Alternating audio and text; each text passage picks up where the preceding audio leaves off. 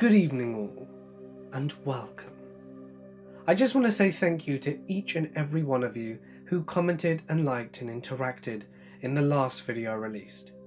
Your support really meant a lot, so thank you from the bottom of my heart.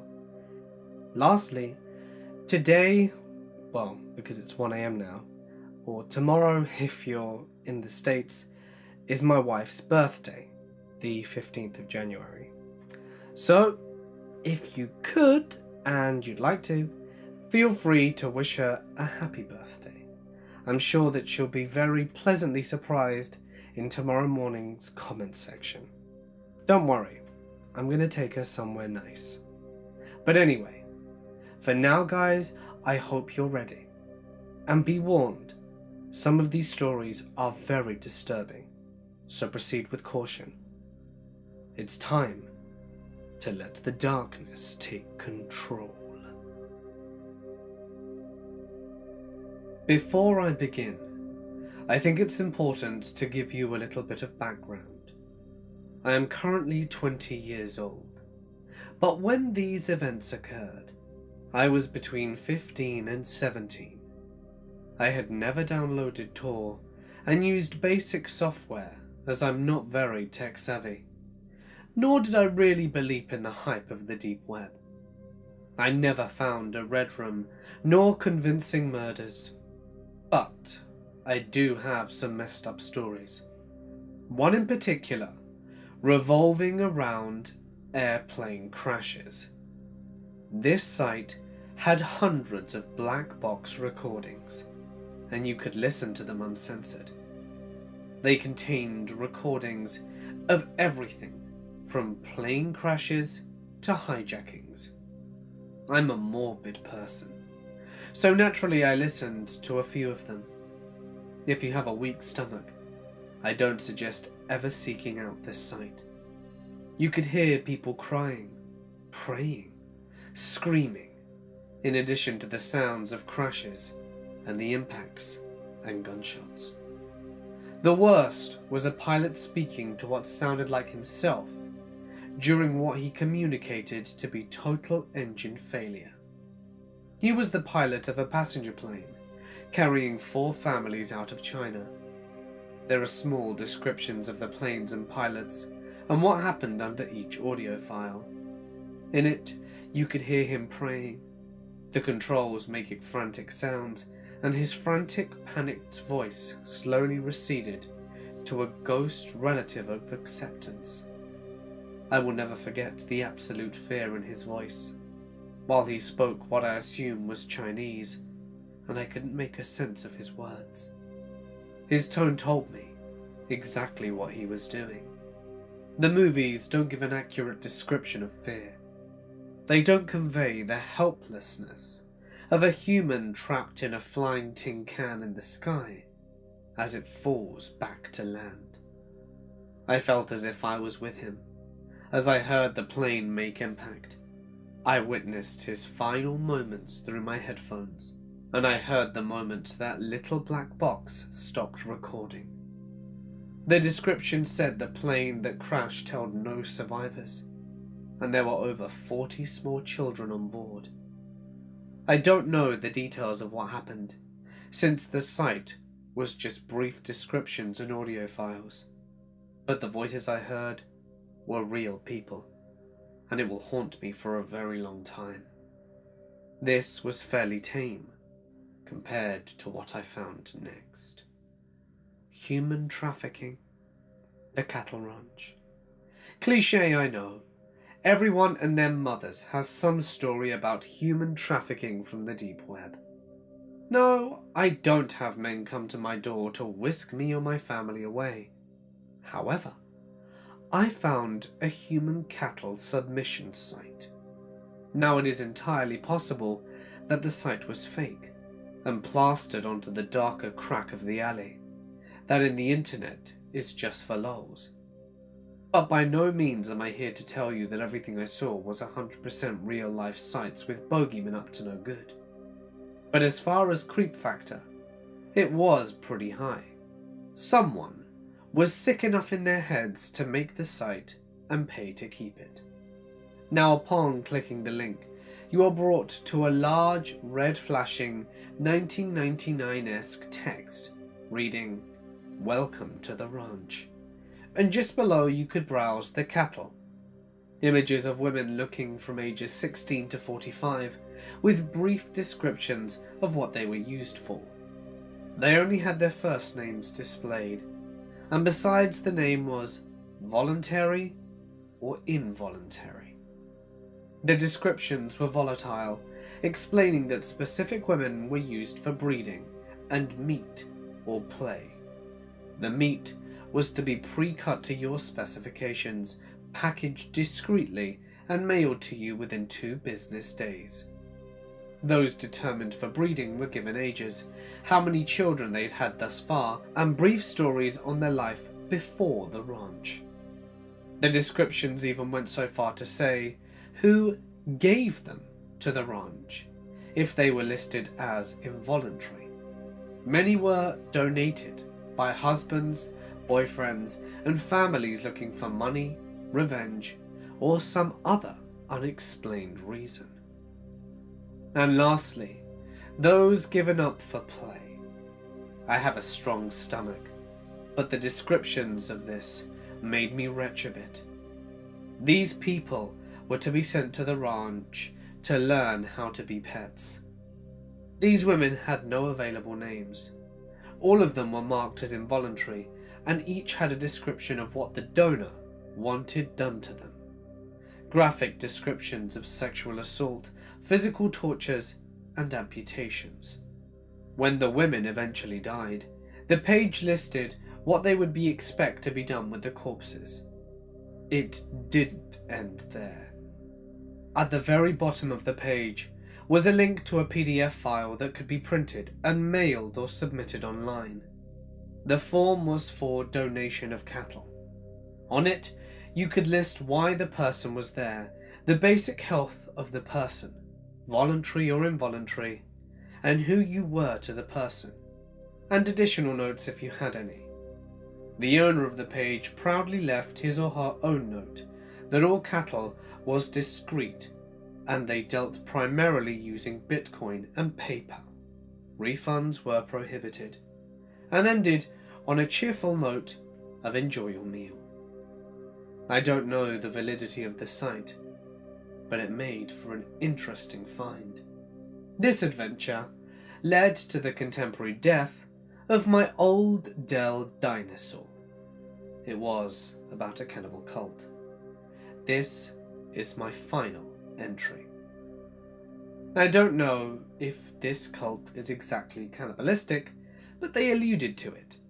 I got interested in a creepypasta story called useless.avi. It was pretty popular back when creepypasta was still a big thing. For those of you who don't know what I'm talking about, useless.avi was supposed to be a video of a woman, naked, tied to a bed and left alone with a chimp that was emaciated and abused. As one would expect, the chimp graphically maws and eats her.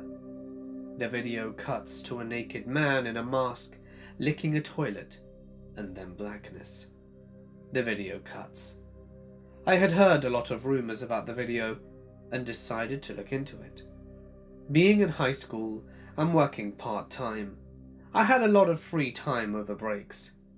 In the evenings, I visited forums and chats dedicated to debunking creepypasta, and it all pointed to the video being fake, until I came across a thread titled, "How Useless Can You Be?" I don't remember what site it was on. I pretty much just randomly clicked and crossed my fingers. Anyhow, a user mentioned seeing the video before it was removed on the site, and had saved it. Too good to be true? Yeah, it was a hoax account, but it luckily prompted an active member of this cult to post, and post he did. He had created a web page for the cult he called Revision of Humanity, or something to that extent. On it he had many videos created by the group meant to be art installations to provoke thought regarding human behaviour. The cult had simple origins and were self-proclaimed freedom thinkers out to wreck the US government. However, they took a dark turn when a member wanted to leave, leading to useless.avi, or at least a rough interpretation of it. The poster had the useless video amongst many other short videos. They were all fake, and the members acted as actors, except in Useless.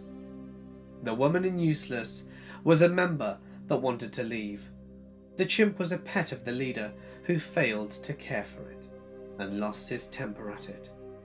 The woman was truly killed in the video, and it was graphic, although extremely grainy. The poster made mention that the majority of the cult had disbanded after the woman's body was found, and the leader and 10 members were tried and convicted for a slew of crimes, including, but not limited to, murder, rape, petty theft, and animal neglect. The poster went on to say that he wanted to recreate the cult, and left on a message board that if you do not understand, then you are part of the problem. Terminate yourself for salvation of the masses. I laughed it off as just another poser, and assumed it was a hoax until I went to exit my browser, and found that my screen had frozen. Fed up after 5 minutes, I resorted to holding down the power button. It would not shut off. I unplugged the damn thing, as it only had power when it was plugged in. The battery was crap, and it didn't shut off. I plugged it back in and tried to exit using the escape key when the screen started violently flashing error messages, and then finally flashing black and white with the words, "part of the problem," slathered all over my screen like sunscreen left on the hands of a toddler. The speakers started blaring static with chanting voices that I couldn't make out, other than a low hum. My screen suddenly went blue with what looked like random codes, and then shut off. I was unable to turn it on for almost 2 weeks. For a month after that, every time I tried to access a web page, the computer would redirect me to the cult page. After about a month, it all sort of stopped. Smart troll using a programmed virus, a genuine cult, I don't know. I don't concern myself with it much. It makes for an interesting story, even if it is boring to deep web standards. I need to buy myself off the deep web before somebody else does. I don't know how much time I have. I saw the offer hours ago. The only thing I can do now is tell you how I happened upon it myself. It's stupid, really. Really stupid. I was trying to impress my friends. We were all enrolled in IT class at our school. We would take turns seeing who could bring up the most screwed up website. It started out by showing our friends websites on the deep web that people could buy drugs from. Drugs that we had never heard of. That got boring really quick. Other friends began upping their content to try and stand out in our game of I'm more tech savvy than you. They would bring more and more pictures, each more disturbing and gruesome than the last. Pictures of people dying, of people being tortured, and unimaginable things. People that were already dead. One person brought up a very nefarious site, PC. Instead of people saying exactly how screwed up this was, and how this should all stop, and how this should have never have begun in the first place, and how stupid it was, and how much danger we were all in, they congratulated her, gave her a pat on the back, and asked her how she could even sit down properly in a computer chair because of how big her balls were. I felt like puking. I felt like beating the ever-loving crap out of everybody, and I couldn't believe how screwed up it was to see all that disgusting stuff on the internet and see it as an accomplishment. I didn't say anything though. They began to notice that I never showed off anything myself, and I began to get a new nickname at school. School became a living hell for me. My friends began shoving these horrible pictures in my face whenever they could. When I cried and vomited, they claimed they were trying to desensitize me. Everything became too much though. I promised myself I wouldn't venture too deep, that I would only stay long enough to find something that would appease them. At this point, we were long past the point of finding cool drugs and stuff. I knew I had to find something that would hold importance. At this point, I had been on the deep web for 3 hours. 5 hours was what it took to put an offer for me on the deep web. At one point, I remember opening a seemingly blank page. Immediately, the light next to my computer flashed, briefly. I minimized the browser to close Photo Booth, only to find that it wasn't open, and I didn't think anything of it. I was tired and had school the next day, so, bored, I closed everything down and went to sleep. The next few days went the same, until the last. When I walked in, everyone was huddled around one desk, talking in hushed voices. A few of the girls were crying, and all of them were pale and covered in sweat. I didn't want to see whatever had caused this reaction. Nobody noticed I'd walked in, until class had started. I caught several of them staring at me during the class. They had probably planned a new way to make me go home sobbing. I had tried to leave the class as quickly as I could, but one of them caught me by the shoulder and spun me around. "We need to talk." His voice was quivering, and his clammy, trembling hands were soaking through my t-shirt. He led me to the back of the classroom, where other students in the same shape as him, or worse, were huddled. He began passing out pictures. When it was my turn, I told him that I didn't want to see whatever they had. "No, you have to see this." Something about the way he said it told me that it was serious, and it wasn't just regular bullying. I cracked open one eye. I saw some girl on the paper, along with some sort of description and a price. I opened my eyes further and saw that it was an ad of some sort. I thought, oh, this isn't that bad. It hadn't fully hit me yet, until I read what sort of description it was. "Hi, it's me again, back with some more for you guys. This one looks fairly young, with a bit of extra weight on her. I don't know, I need to get more pictures.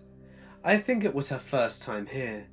She wasn't protected at all, and it was easy enough. But enough about that. For now, her starting price is $118,000. We'll go up and down whenever we get more pictures and do the physical inspection. Anyway, we'll keep you updated." There was a picture of me, staring at my computer intently. I had no social media. The only pictures of me were the ones I had taken with a group, and there were so many emotions swirling through me. One that stood above all was confusion. The crippling fear was lurking in the shadows for now. How had this person gotten this picture of me? My mind went back to the light next to my camera, and one question was answered. Next, the paralyzing fear set in. I felt my heart stop completely, then beat violently in my throat and ears.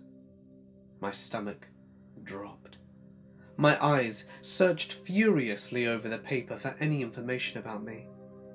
I felt relief at the fact that my full name, along with my address, weren't there.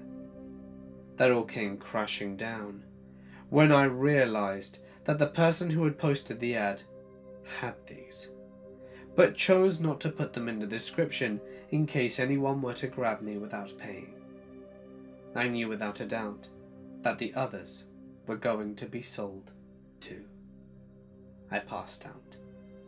I woke up in the nurse's office, who told me I had a fever, and my mother picked me up and took me home. I went straight into my room and locked the door. I haven't touched my PC ever since. I put tape over my phone camera, even though I know my efforts are futile. Everything I hear now is someone out to get me. The only sick thing that comforts me every now and then is that the people that made me do this are going to be sold quicker than me. I don't know what I was thinking, really. I had been drinking with friends and got home drunk. I decided to open Tor, and one link led to another. I ended up on a marketplace website that was selling all sorts of shady stuff. I could buy my own weight in cocaine if I saw fit, and had the money. Though something else caught my interest. A posting said, "Mystery box, made to order, $2.50. I read the description, which listed what it could contain. A brand new iPad. That was it. That was the thing that made me send the $250 worth of Bitcoin to some random guy in some random place on the internet. I had vague memories of sloppy messaging to the seller, and I really wanted that iPad.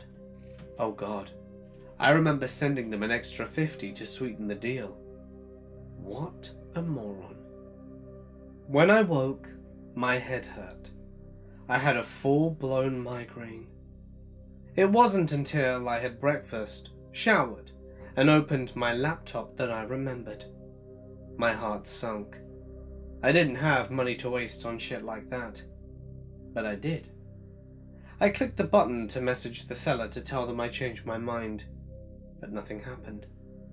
I refreshed the page, and as you can imagine, the listing wasn't found.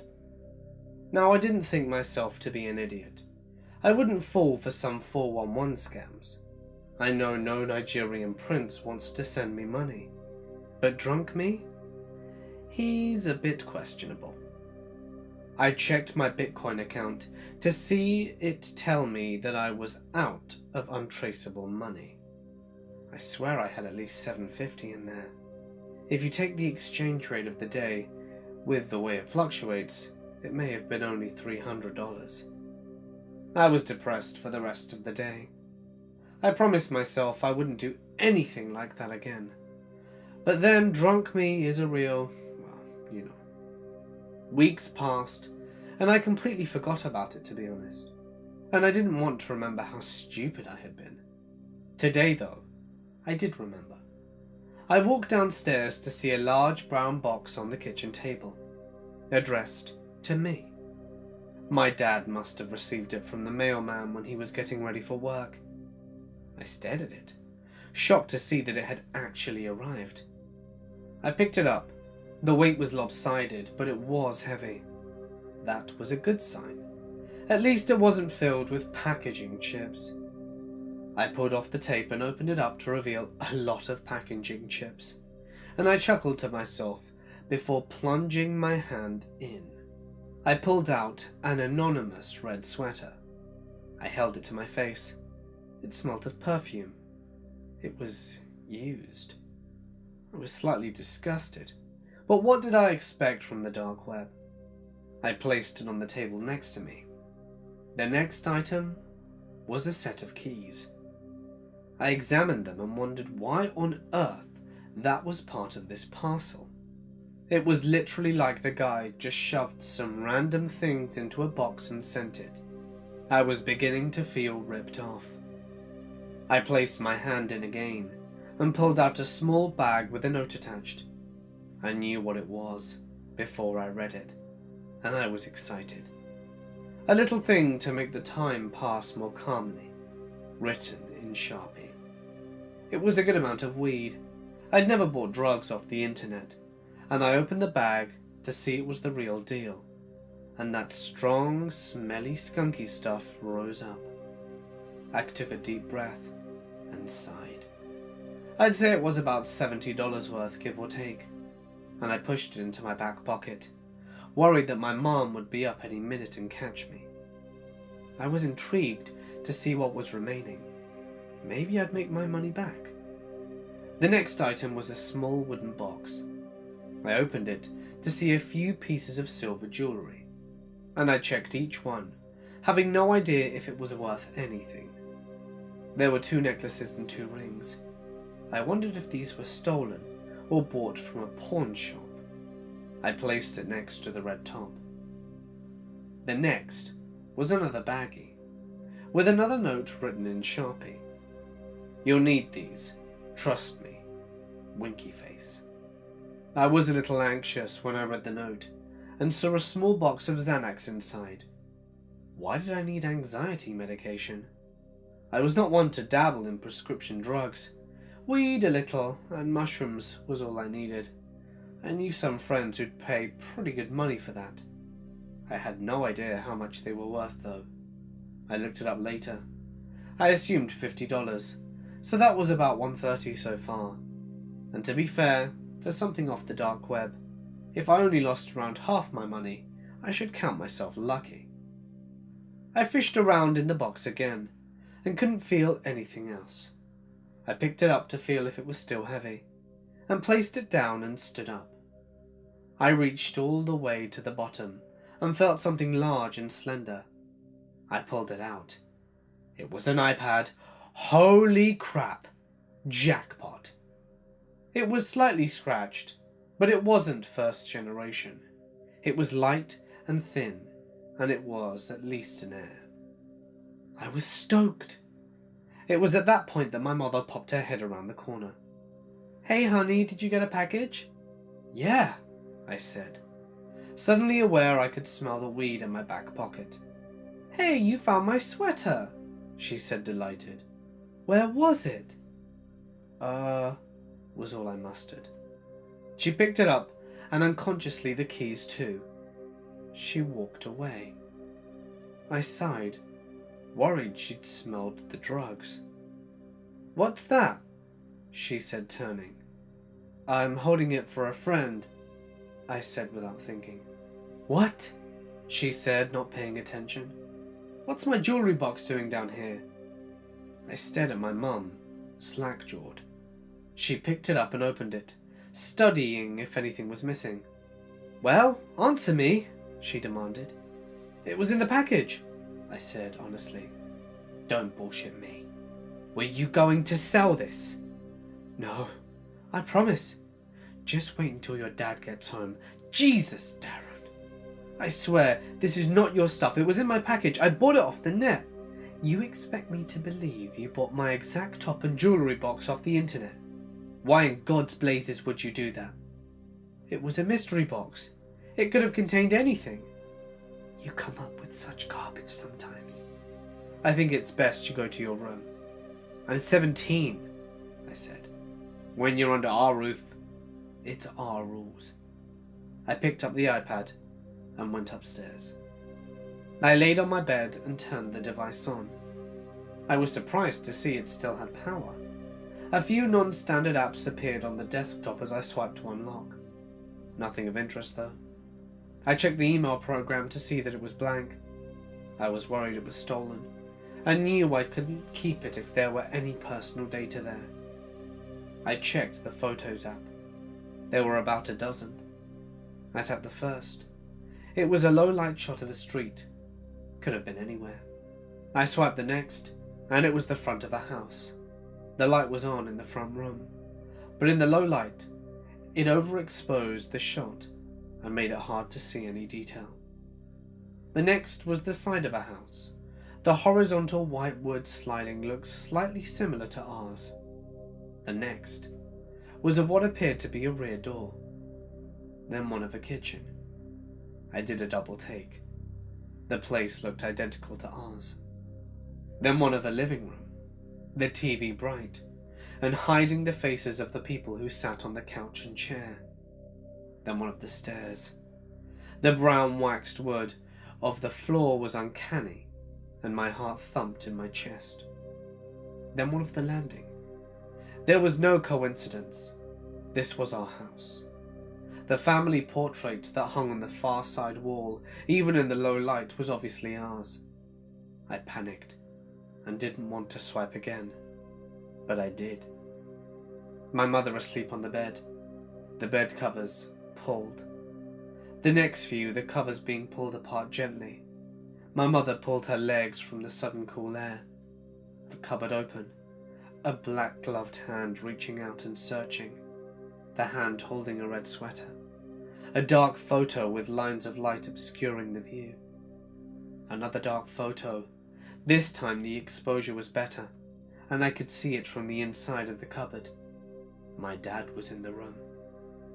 Then next, my dad is in bed next to my mother. Then one of the bed with my parents asleep. I swiped again and saw the covers pulled back. Whoever was doing this wanted to be caught. I was sure of it. After that, in the hallway again, the black-gloved hand was holding the jewellery box outstretched. Only one photo remained, and it was above a bed with someone sleeping below. It was me. My blood ran ice cold. I threw the iPad to the floor and heard it cracking against the side of my desk. I leaped up and saw the screen stare back at me with a rainbow mosaic of broken LCD and glass. What was I going to tell my parents? They'd never believe me. I'd pulled the bag of pills out of my back pocket and read the note again. You'll need these. Trust me. I turned it over to read a date. 21/07/2018. It must have been when the package was sent. I read it again and realized that it was tomorrow, Saturday. What does that mean? I have to warn my parents. If you don't hear back from me, call the authorities. I fear the worst. Have you ever found yourself in a position where you found yourself questioning everything you once believed to be true? Perhaps it was something political or religious. Or maybe you found out someone close to you was not as trustworthy or morally upstanding as you once thought. Maybe someone you loved turned out to be a monster. When I was in high school, my father started what he referred to as Project in our basement. He insisted that it was strictly for business, and he wanted everything down there to be kept strictly confidential. The basement would be off limits to everyone but himself. He even went so far as to having the basement walls soundproofed. I admit I found it strange that his job would demand such secrecy from him, but otherwise, I didn't give it any thought. Some of my friends at my high school were into all kinds of kinky videos or shock videos, like 2 girls, 1 cup. So it wasn't uncommon for them to spend time on obscure websites. I had never heard of these, but I spent very little time on the internet myself, typically just to look up NFL or NBA highlights. One particular day, we were sitting at the lunch table, and my friends were talking about the usual bizarre stuff that they were into, describing it in disgusting detail. I was never interested, so I barely paid much attention.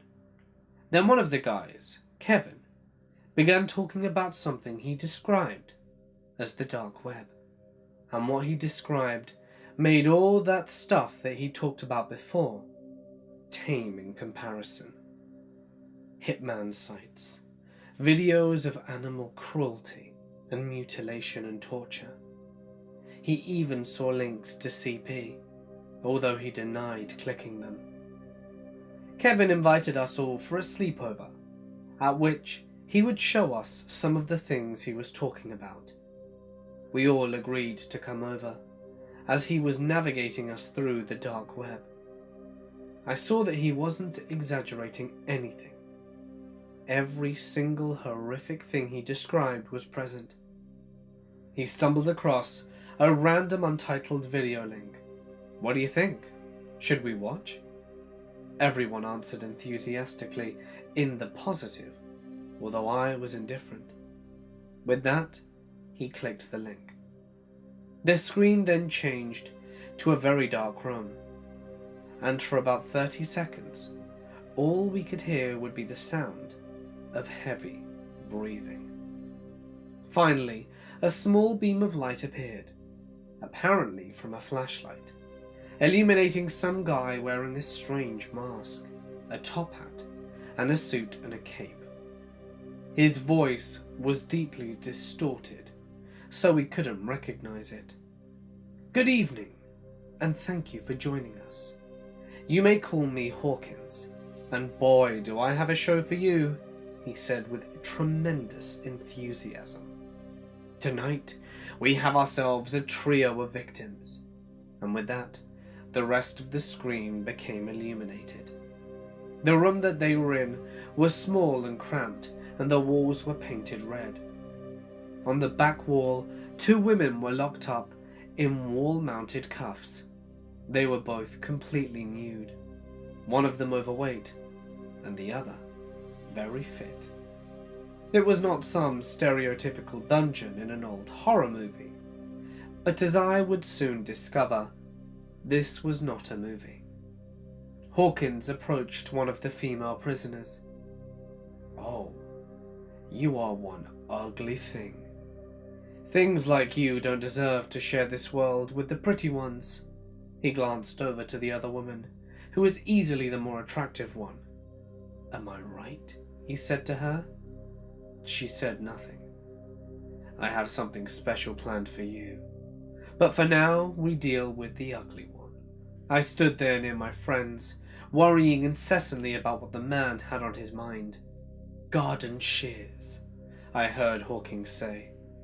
With that, a second pair of hands appeared from our screen and handed the man a pair of garden shears. He slowly crept up to the woman. "A pity. If only you were better looking. I might not have to do this." Without warning, he opened the shears and sliced off both of the woman's breasts, leading to a deafening scream from her and shocking gasps from me and my friends, one of whom began to vomit. Hawkins then went down to the woman's feet and tried to cut them off, but found it difficult as she had very thick ankles. "No matter. Chainsaw." My heart sunk at the mention of a chainsaw. I heard him rev up the thing and slowly cut into the woman's ankles once again, leading to a more prolonged screaming and tears streaming down her face. Hawkins' mask and costume became splattered in her blood, and after slicing off both of her ankles, he began cutting into her abdomen, leading to all sorts of blood and guts spewing all over the place. At that point, one of my friends passed out from the shock. "I'll leave you to bleed to death. But as for you," he said, moving towards the second woman. "Whip," Hawkins said to his unseen assistant. He received the whip and walked up to the woman and proceeded to give her a number of brutal lashings. It was at this point where Kevin typed in the message box, "What is your problem? The police will hear about this." Hawkins was about to unzip his pants when the assistant spoke up. "Hey boss, check the message." Hawkins kicked the woman in the gut before coming over to the camera. "Oh, a tough guy, eh? Gonna call the police on me, huh, Kevin?" And with that, we all gasped in horror as the crazy masked man mentioned my friend's name. "No matter. I have all the information I need on you. Looks like I'll be seeing you soon enough. Now if you'll excuse me, I have business to attend to." It was here when Kevin shut off the computer. My other friends bailed, but I chose to stay with him the night, even though I was equally scared out of my wits. Fortunately, nothing happened, but Kevin didn't get any sleep at all.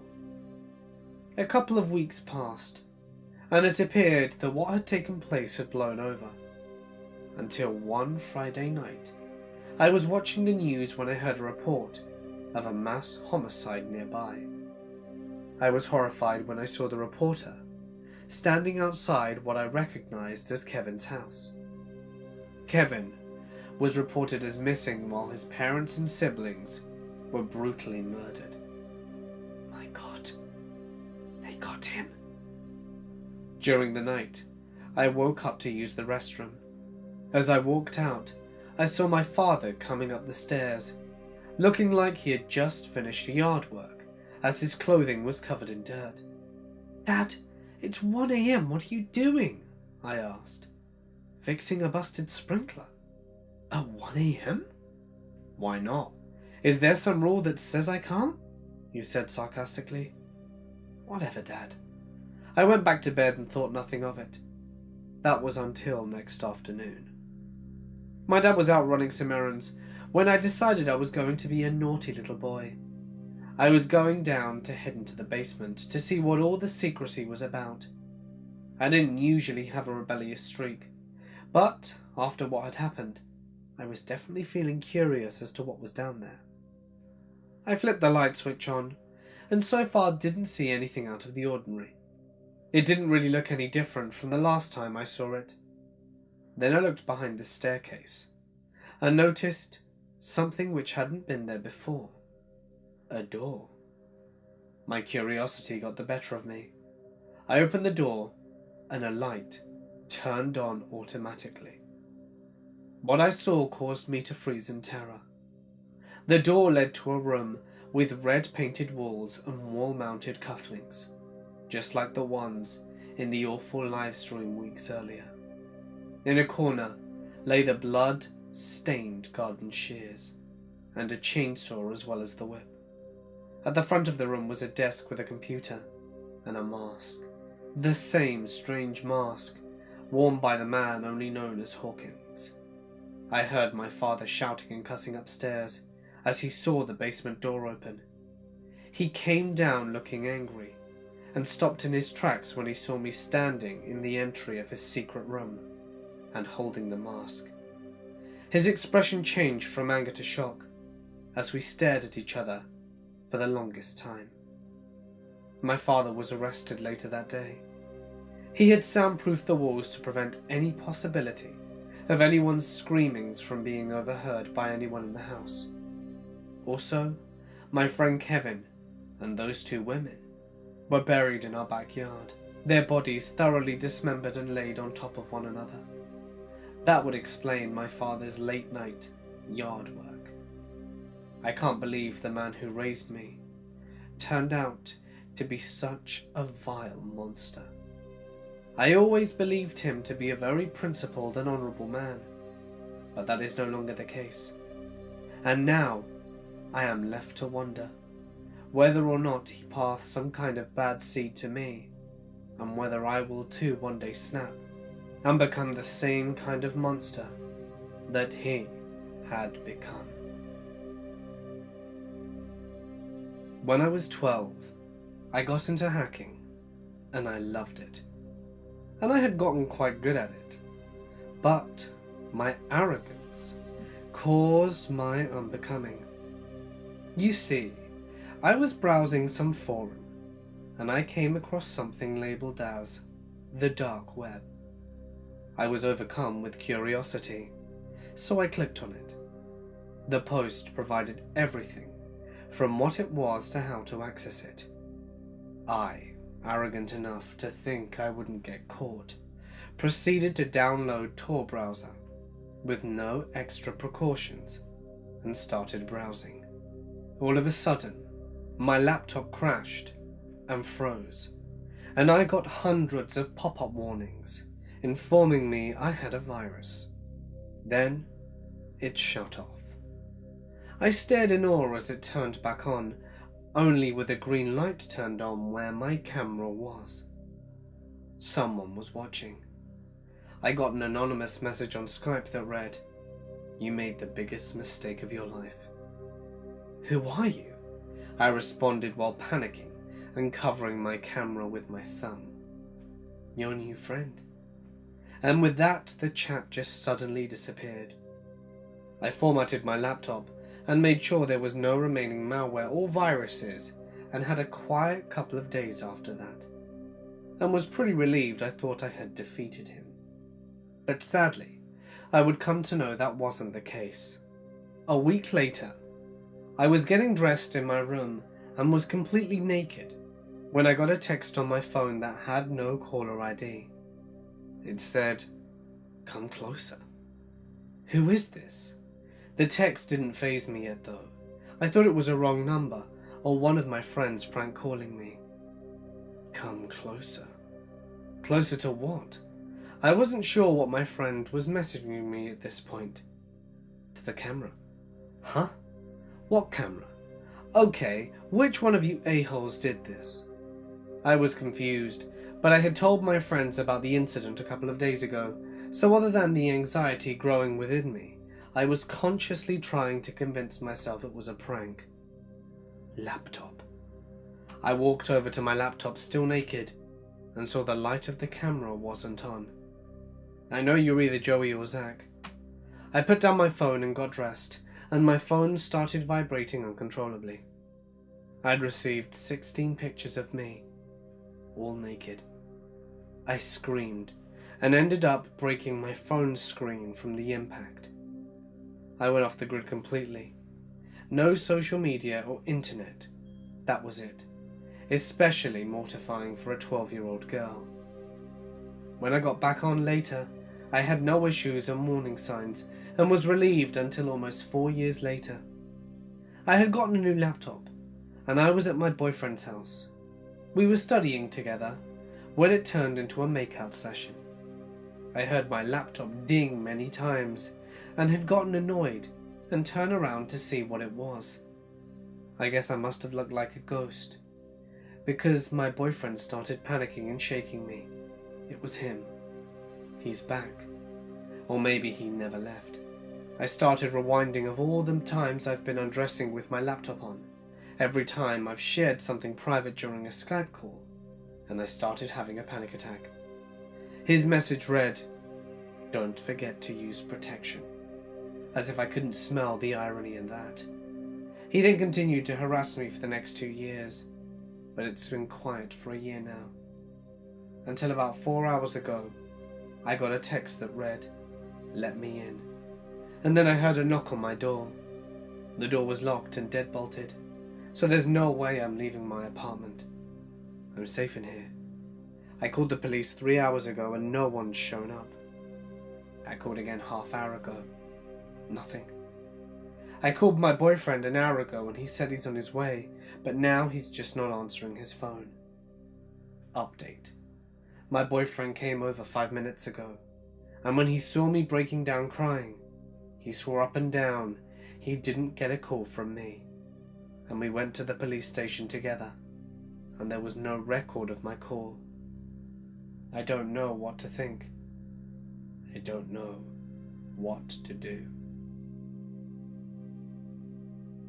I have a story from the true dark net.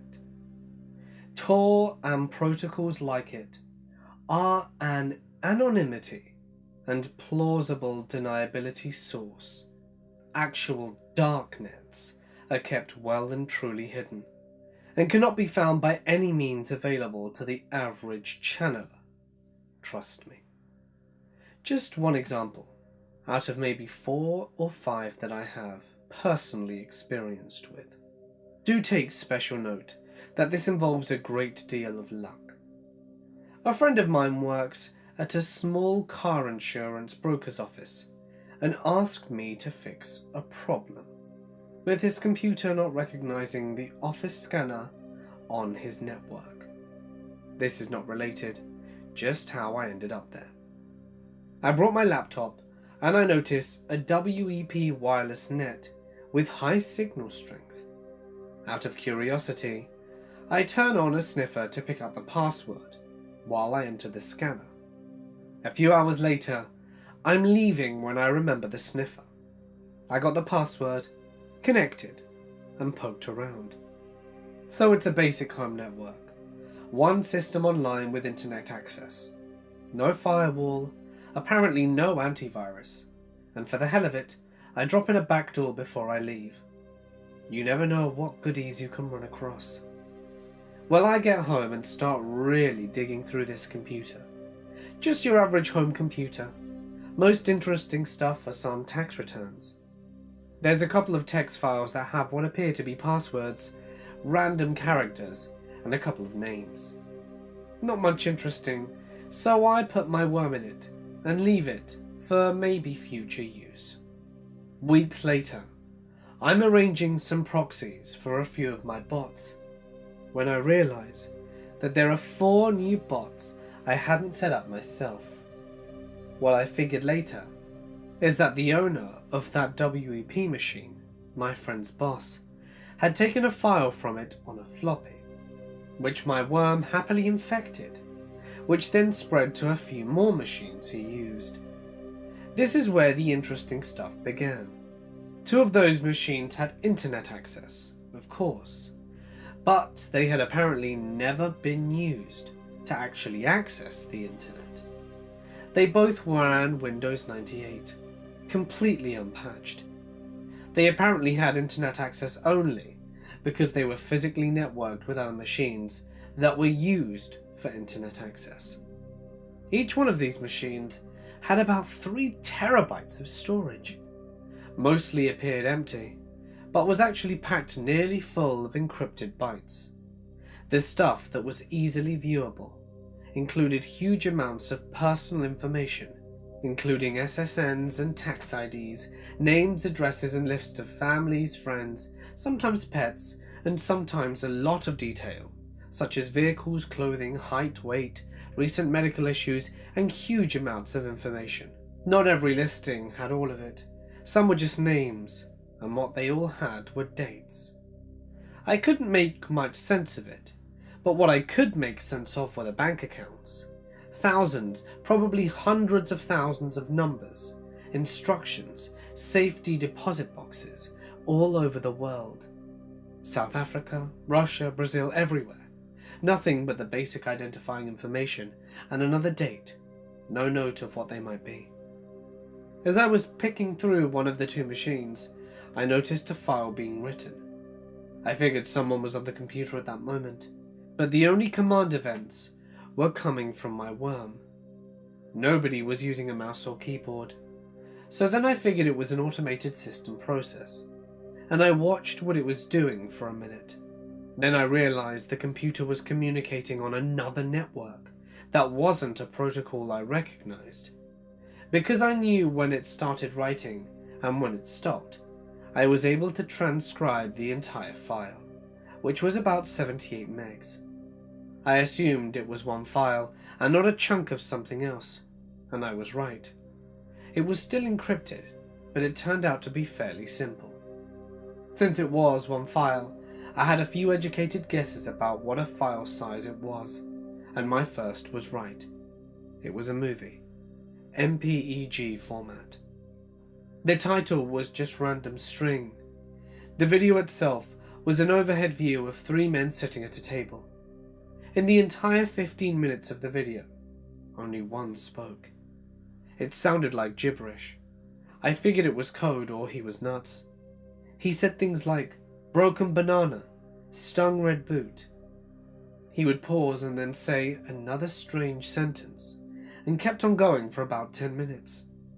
The other 2 just watched him. One was drinking what I assumed was coffee. Finally, he leaned back and asked if they would leave his daughter alone. The guy drinking the coffee just shook his head quickly, and the talker started crying. Really crying. Hard. He leaned forward again and said another nonsense sentence, and the video ended. Timestamp was about 20 minutes before the video was uploaded to the machine I got it from. I had a really weird feeling about it, but my best guess at the time was that it was some kind of clip from a movie I hadn't seen, and what I saw was a streaming broadcast. The timestamp on the file just being the time it was sent. In it, the man that had spoken the first one was crying like a baby. He had apparently done unspeakable things with what appeared to be the corpse of a young girl, with her throat cut and blood all over the table, the same one the 3 men had been sitting at in the first video. The other 2 men were still in the room, standing on either side of the room watching, smoking cigarettes. I didn't finish watching it. I only got about a minute or so in before it sank what I was seeing. I've seen a lot in my time. This was not a movie. I cleaned my traces from those systems and haven't looked back. What I'm still finding hard to believe is that from the computer I'd originally hacked, these other systems got infected by a floppy. As near as I can tell, the 2 storage computers were on opposite sides of the globe, one in LA and one in Beijing. The WEP computer I found in Dallas, and 2 of the other infected computers were in Winnipeg, as far as I know. My friend's boss had not left the country. His brother-in-law had been visiting at the time, though. I started doing it on a whim. My brother has an unhealthy obsession with online vloggers.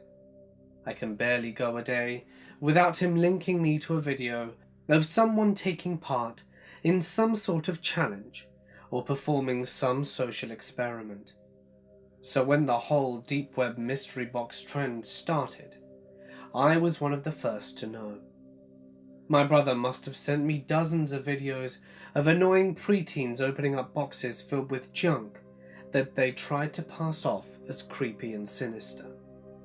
When my brother asked me for my opinion, I told him that it combined all the boredom of an unboxing video with all the stupidity of the Tide Pod challenge. I added that most of them were probably making the boxes themselves. Even I could do it. And that's when the wheels started turning. A quick search confirmed that this was a growing trend, with hundreds of people claiming to have opened up boxes containing everything, from drugs to murder weapons to mysterious flash drives. Some vloggers even claimed that they had spent thousands of dollars on a single mystery box. Those were obviously fake. But what about the rest? Were there really people out there who would spend at least $100 for the chance to go viral? I bet they would. And unfortunately I was right. Putting the boxes together was easier than expected. I had some cardboard boxes stuffed in my closet that turned out to be the perfect size for the job. Some rusty screwdrivers proved perfect as my murder weapons. My desk drawer offered a surplus of random old flash drives that I made mystery box ready by filling them with many creepy videos which I downloaded. Finally, some expired sinus tablets provided me with some mysterious deep web drugs, once I had peeled off the labels. Getting the website set up on the deep web was a little harder, but you can find an online tutorial for anything these days. By the time I was ready to go to bed, I was the proud owner of the Emporium of Mysteries. For $50 worth of Bitcoin, anyone could be the proud owner of a mystery box. Sure, the site looked like it had come straight out of the early 90s, but it was good enough. I was in business. The next morning, I went looking for customers. Fortunately, my brother's messages had made me very familiar with the online vlogging community, and I messaged a few of the smaller channels with some burner accounts that I made, and left a few comments on the latest videos. You should do a deep web unboxing video. You know what would be really cool? Unboxing something from the deep web. I bet you'd get millions of views. I heard about this new place on the deep web called Emporium of Mysteries. They sell mystery boxes there. You should check them out. Then all I had to do was to sit back and wait. By the end of the day, I had 6 purchases. Not much all put together, but enough to help put food on the table. By the end of the afternoon, I had the boxes ready to ship. I wasn't looking to scam these people after all. They all got to make their stupid videos, and I got to eat. Everyone was happy. I sold a few more over the next few weeks, but eventually interest died down. Life went on, and my brother sent me more stupid videos, and I gradually forgot about my time as a deep web merchant. Until last Friday. When I got home from work, there was a package waiting for me outside my apartment door. When I picked it up and examined it, I realized it was one of my mystery boxes. It looked like I had an unhappy customer, but it wasn't like they were getting their money back. I took it inside and opened it up. It was empty, save for a flash drive that I did not recognize. I was curious what was on it, but I wasn't about to let some disgruntled hacker infect my computer. So I dug out an old laptop that I hardly used anymore and plugged it in. It was full of pictures. Pictures of my hometown, of my apartment, of me. Whoever sent me this had been following me, had been inside my home, and staring at those pictures, I started to realize just how out of my depth I was. You see, not everything you find on the deep web is fake. There are some people out there who do sell real mystery boxes, and they are tired of scammers like me taking away from their profits. Thankfully, they are also very generous people and want to give me a second chance. So I'm pleased to announce the Emporium of Mysteries is under new management. Now, for the same low price, you will receive a genuine mystery box. It will include a special tool from my new partner's personal collection, along with a video instructing you of how to use it, co-starring myself. The body part or organ extracted during the video will also be included as a special memento. Supplies are limited, so search us on the deep web as soon as possible. We look forward to your business. The dark web ruined my life. I only went on because I knew my uncle used to. He's really good with computers, so I guess I got my skill with technology from him. I'm not going to say how I got on there, because I don't want to make it easier for others to make the same mistake I did. Anyway, after a little while of looking around, I found a link titled Hypnotizing Scenery. I don't know what compelled me to click on it. I hadn't planned to click on anything at all. I just wanted to look around a bit, to soothe my curiosity, I suppose. When I clicked on it though, well, it was weird. At first it was just a bunch of normal scenery.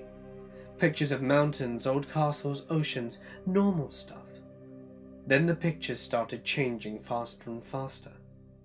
I couldn't even make it out what the pictures were anymore. I saw a lot of red, maybe blood, on clothes or a mattress.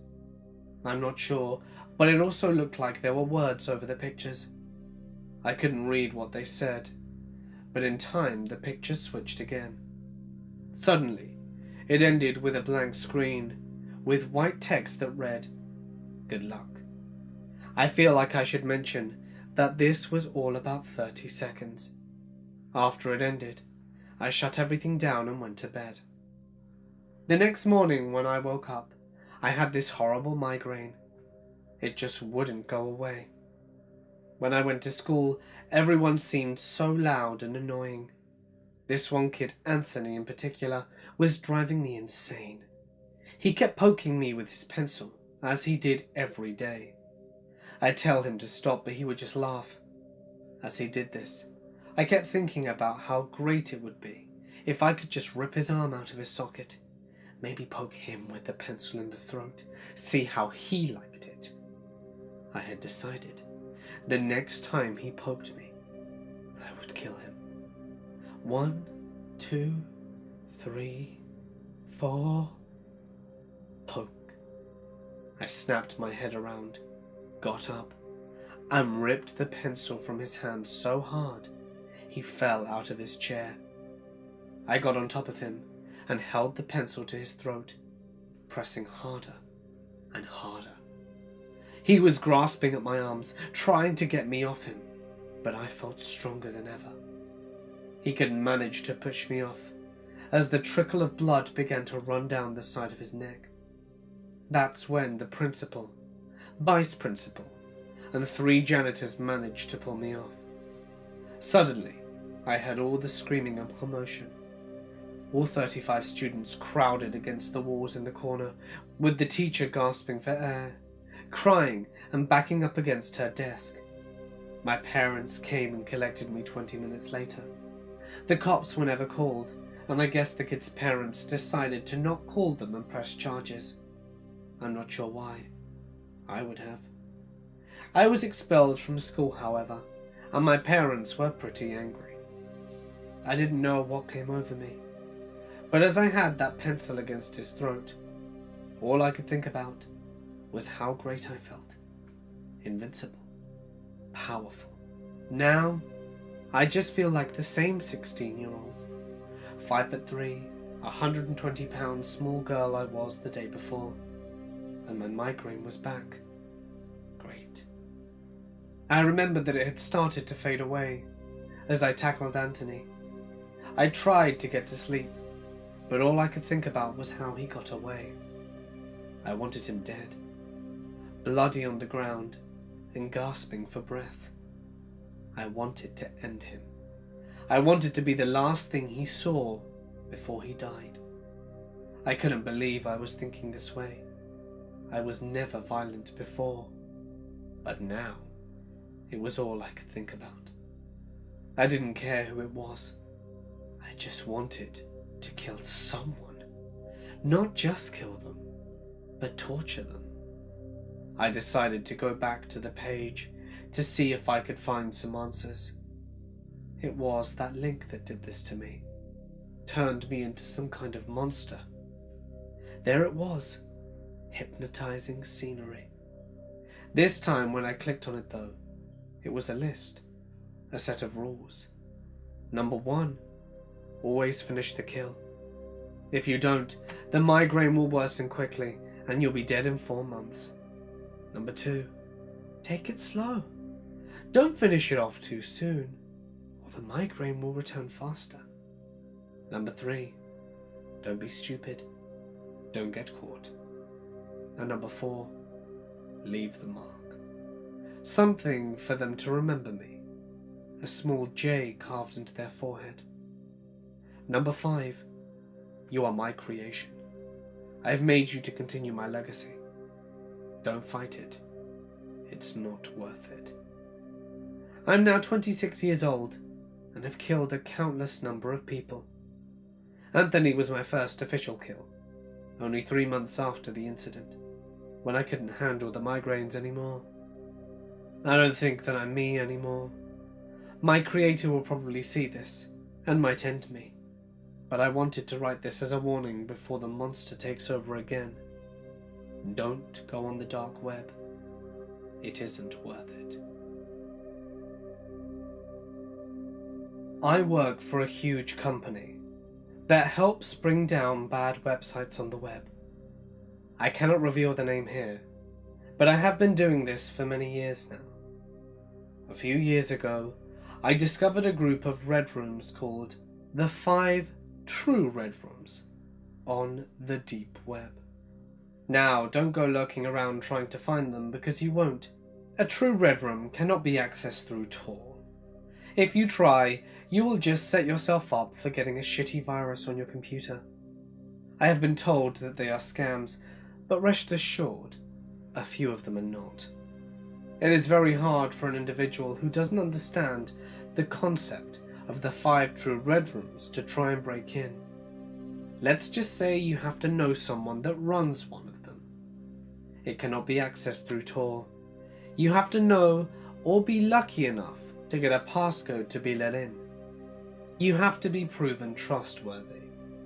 In this case, I gained the trust of someone who helped moderate one.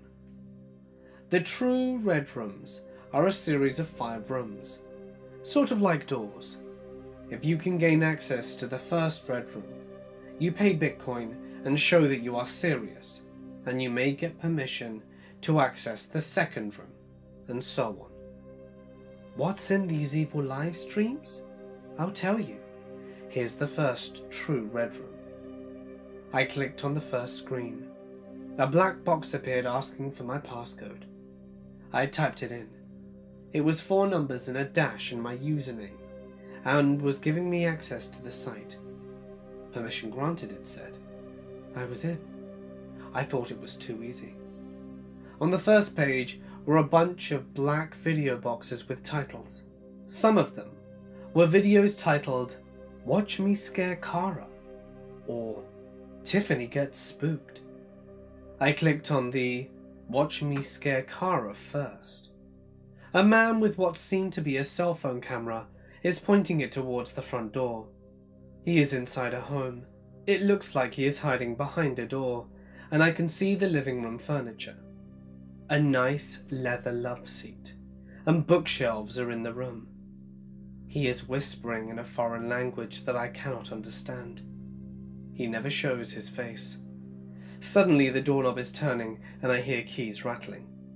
A girl in a green nurse's uniform with blonde hair and tan comes in.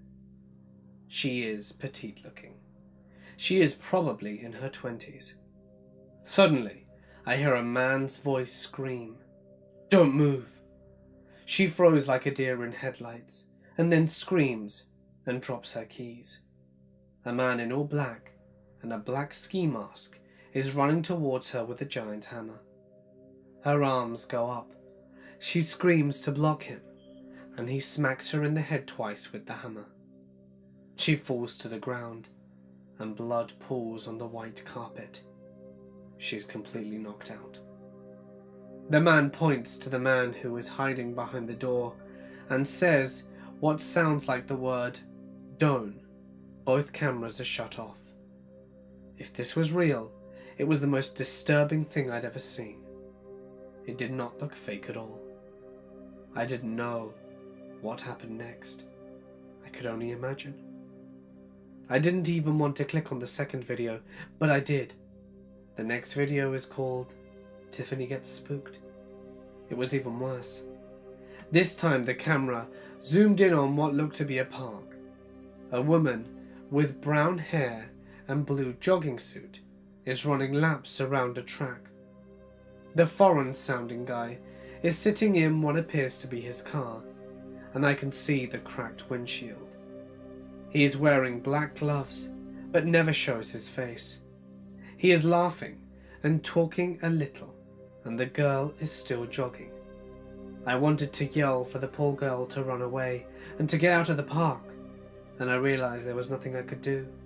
She wouldn't be able to hear me. Suddenly the camera shuts off. I think the video's over, but I was wrong. Very wrong. The video comes back on what looks like night vision. It is green and a little choppy.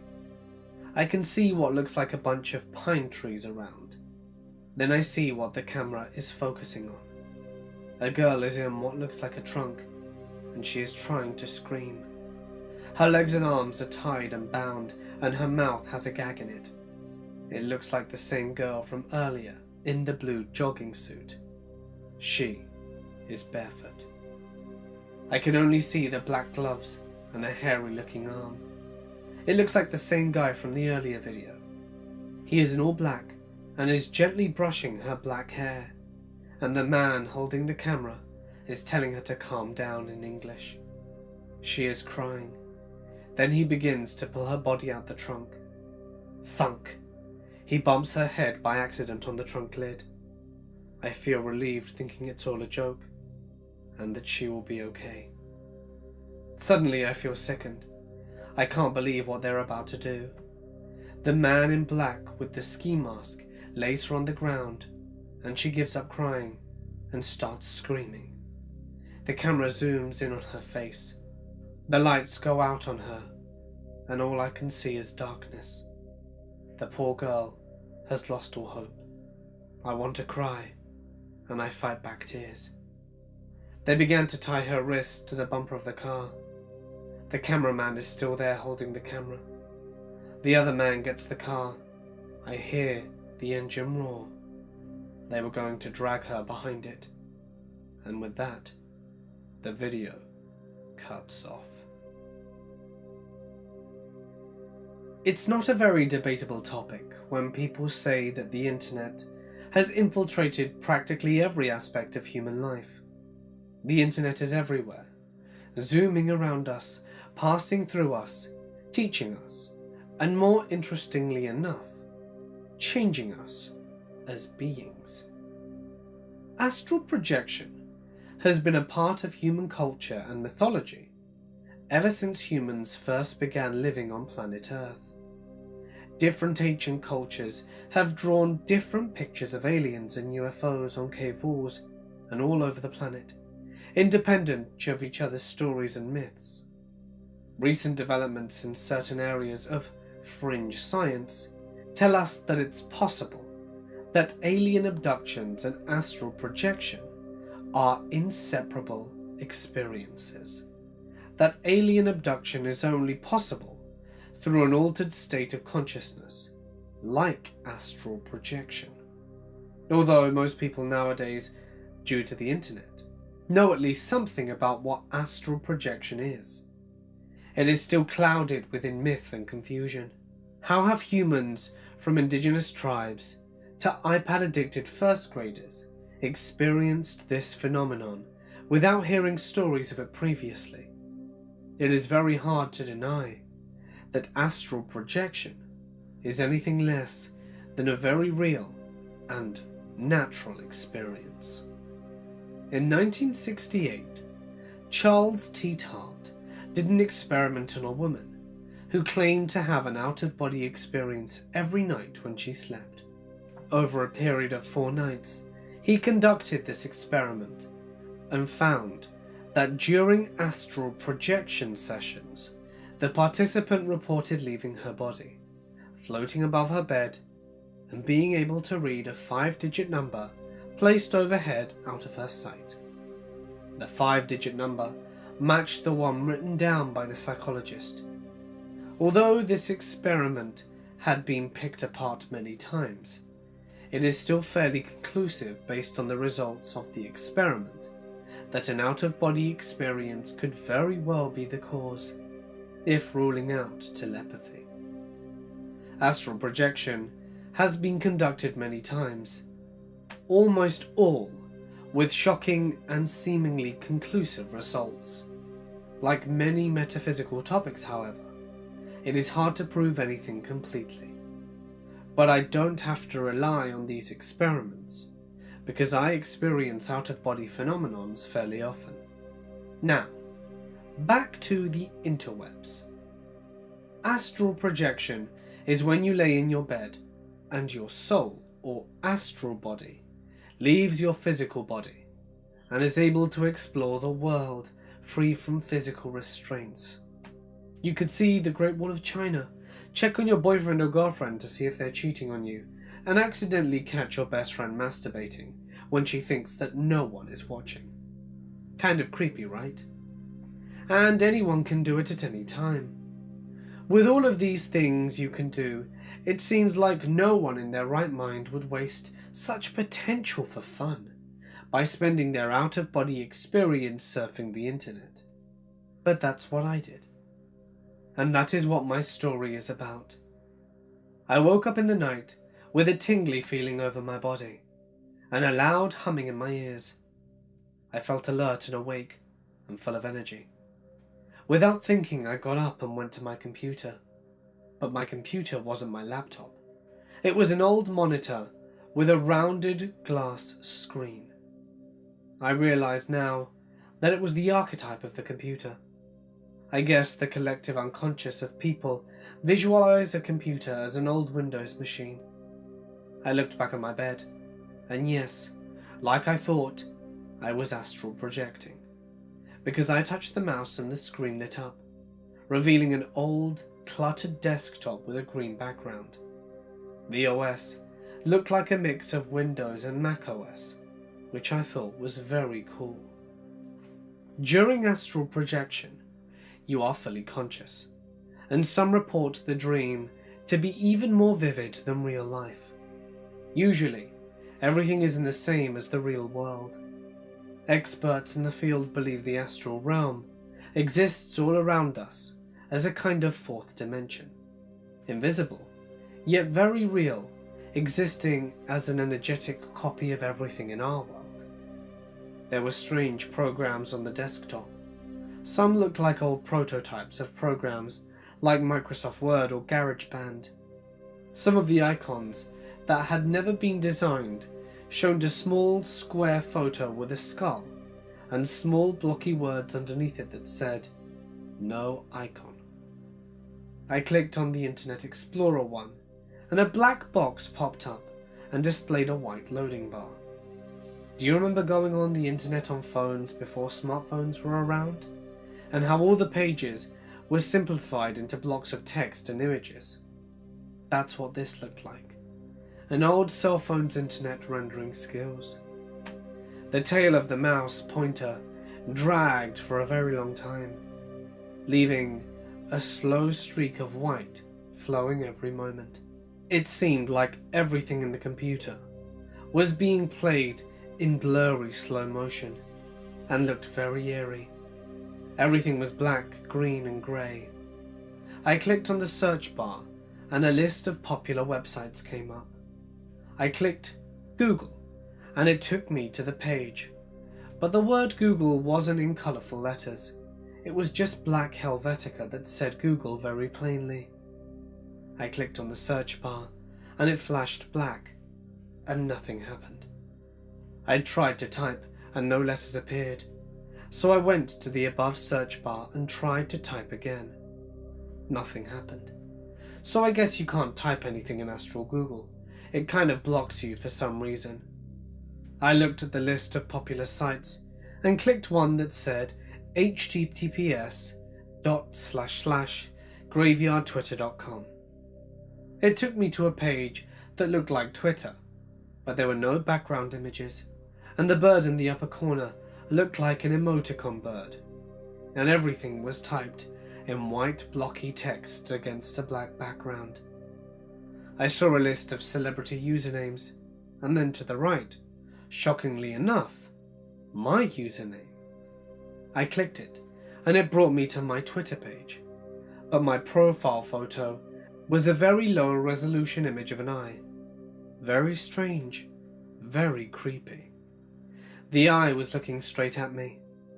I scrolled down the page and recognized every tweet, but none that I'd actually ever tweeted. Then I realized each tweet was something that I had meant to tweet about, but forgot or then decided against it. Somehow, it had been sent here. I clicked on my photos and blurred grey .gif images, labelled with pixelated numbers. Each one was geolocated to the place I had posted it, even though I always make sure geolocation is disabled on my phone and computer. I randomly clicked another link and was reminded of the No Sleep Shadow Web story, because what it displayed was a pixelated video of someone making cuts on their arms with a knife, and beneath the video, people were typing things like, "Deeper, cut the vein and just end it." I felt sick and scared, and I went to click the X button, but my mouse glitched and made me click the next cam button below it. What I saw still freaked me out. I saw a man's wrist tied up to a chair, palms down. The camera was right up to the man's hand, and another person was using needle-nose pliers to rip and pull the man's fingernails off. A loud screaming sound suddenly boomed out the computer's outdated speaker system, making my ears hurt and my heart leap into my throat. My blood pressure was sky high, and the man on the screen continued to pull the fingernails back.